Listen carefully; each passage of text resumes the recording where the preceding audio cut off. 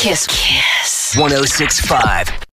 Good morning, Jordan. How are you? Very good. You're here because you're doing your 5-city Australian tour from June 19 to the 25th. You can visit wolfofwallstreet.com.au. Who gave you that title, Wolf of Wall Street? It was a joke because it was a character in Gilligan's Island. It was Thurston was it? Howell. Yeah. Ah. And his nickname was the Wolf of Wall Street. We were all watching one day. He used to give each other nicknames, and that Yeah. was it. There you go. How have you found your experience here in Australia? I know that we all know what happened with 60 Minutes. You've had a radio station do something to you.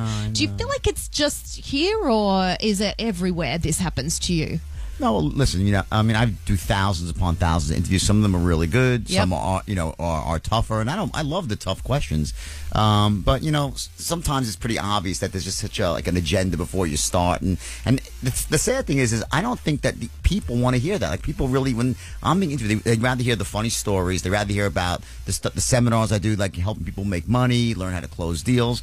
And then there's probably just one journalist, maybe 2 or 3 people that want to know about what happened when the people lost money, 25 years ago. And I'm happy to answer those questions, but I don't think they think they're bringing up their ratings, right? But I don't think anyone really cares. Now, obviously with 60 Minutes, it got sensationalized and stuff, and, it is what it is. But, I have good interviews and bad interviews. I love Australia. I love the Australian media. So, you're always going to have a couple of, ones that are flying a little bit off the radar. So after our interview with you, 60 Minutes came out the EP and said that Jordan Belfort is a sad, pathetic narcissist who ripped off, more than $100 million from all these investors. Wait a second, is he speaking to my ex-wife or something?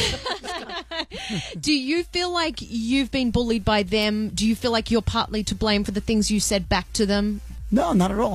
I'm totally fine with everything I said, and frankly, I'm glad I walked off the set. I mean, just to me, the question's ridiculous. It was a ridiculous interview, and I did what I thought was right. And the only thing I don't want to do is distract from my message, which is that I go around the world and I have this amazing track record helping average people and young entrepreneurs become really successful. So, the only negative is it might detract from that message, what I'm really coming here for, not to, go back and forth with some executive VP who basically knows nothing about success, nothing about, helping other people achieve success. He's trying to probably hold on to his job, and that's it pretty much, Do you feel like people should just move on, that you've done your time, you've served your time, you've had the punishment, and that you should be able to move forward without that kind of criticism anymore, or do you feel it's warranted? I don't mind the criticism. I really don't, because in fact, criticism keeps you relevant. The haters, serve a purpose in the overall scheme of things.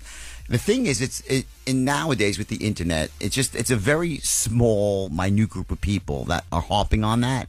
They just scream really, really loud. So when you're a celebrity, if you will, right, you have to learn to say, you know what, people are going to say what they're going to say. I have my message. I know what my heart is. I know what my life is about. And I get, probably these, 100 postings a day on my Facebook wall and emails and stuff about I change people's lives. And that's really what I do. So people could say whatever they want. And frankly, listen, I just announced the U.S. tour where I'm paying back 100% of the profits of the tour to pay back all the people who lost money. So we'll see what they say in 6 months from now when everyone got paid back. Or, right, so they'll get paid back, and hopefully... What's the goal? Listen, again, my goal is to pay everybody back, but I don't really care what other people say. You're going to have people who hate you no matter what. You're going to have people that love you, and then you're going to have people who are in between that say, hey, let me take an honest look and see what this guy is doing. And if anybody, I would challenge anybody, you go to YouTube, look at my videos, go read some of the postings that people make about that have attended my seminars, and you'll see what it's all about. And if it's not for you, then don't go. But when you look at the stuff about entrepreneurship, about taking control of your life, about becoming more effective as a closer, a salesperson, or a real estate agent, or a insurance, whatever your line of work is, if you look at the stuff online and you can't see the value in it, then you're just not looking. You're closed-minded, and shame on you. Yeah, you do. I mean, like you say, there are a lot of people that receive great positivity from these tours that you do. Yeah, hundreds of thousands. Yeah, and you no doubt do polarize people. There's the camp that don't like you. There's the camp that love you. Right. Do they come up? Do the camp? Because we often say the trolls online are the ones that would never come up to you face to face. But do you ever get it face to face? The only time I ever got it was in an airport where some news crew, Inside Edition, they they stormed me at an airport, and we have an investor, a poor investor who lost all his money with you. His name is Brad Johnson, and he goes, I lost all my money, and I didn't think it was for real. Turns out that Brad Johnson is a multi-millionaire venture capitalist who's making who's the biggest crane manufacturer in the Western United States, and his wife worked at a local TV station. It was a setup. So, and I knew it because what person who lost money? By the way, who lost money? I feel terrible. I'm sorry about that. And you're working to pay them back. Of course. But who's going to go up to Canada to sit there and say, I lost all my money, I'm a poor person? Who would do that in their right mind? And I knew it. And it turned out that we actually did some research on the guy, and he's a multi-millionaire venture capitalist who invests in these risky companies for a living. He was saying, I didn't know what I was doing. So that's, tell me the highest point of your life where you just were on cloud nine, this is the best ever. It's now. I mean, really?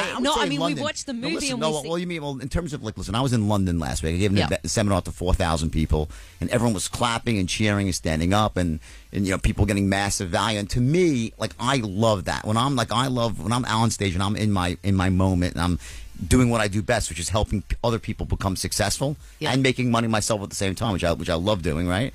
That's when I feel my best. In terms of the pinnacle of the insanity of my life, it's probably when I was taking helicopters to Vegas, jets to Vegas, and then just gambling millions of dollars and going wild all night long. I mean, that's sort of the high point of insanity. But I prefer my life the way it is today. What about the lowest? The lowest was when I overdosed when I got sober. 17 years ago, and the day before I got sober, I just was on a binge. I was on the bender of all benders, and hadn't slept in 3 months, and I got violent, and then drove my car through the garage with my daughter in it, and then I ended up overdosing, and then but thankfully that was the worst moment and the best moment because it was what triggered me to get sober, and that was 17 years ago, and everything flowed from there. What about when you were waiting to go to prison?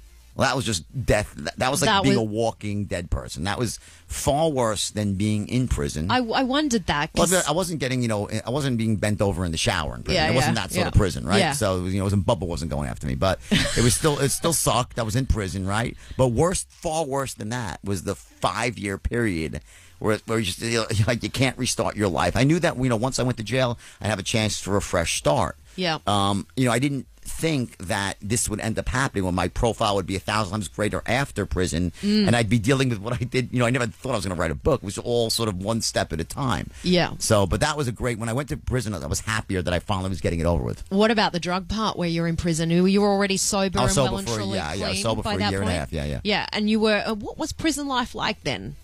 Well, it wasn't bad. Listen, my bunkmate was Tommy Chong. Yeah. Which was pretty cool. Was he? Yeah. He's amazing, Tommy. He's a brilliant guy, and we had a blast together. Still prison. It sucks, but there was tennis courts there, so I got to work on my forehand a little bit. Yeah. But I would sit there mostly. What I would do is I would write, and I was teaching myself to write, and I would actually, in my own mind, because it's very easy to feel disempowered when you're in prison, and to also become that person, to emerge from prison being a different guy, right? I was determined to make the most of that time. So I would teach myself to write, and I would walk around and say, these people are all wasting their time. I'm not wasting my time. I want to do something great from this. And I didn't think it would come to this, but I was actively running this sort of dialogue in my head to keep myself positive. Kiss 106.5